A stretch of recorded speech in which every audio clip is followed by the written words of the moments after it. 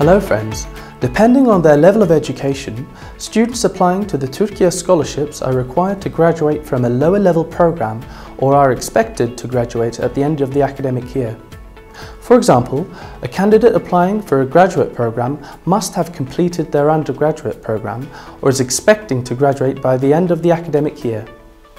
Please watch our other videos for more detailed information on Türkiye scholarship programmes. We wish you all a good day.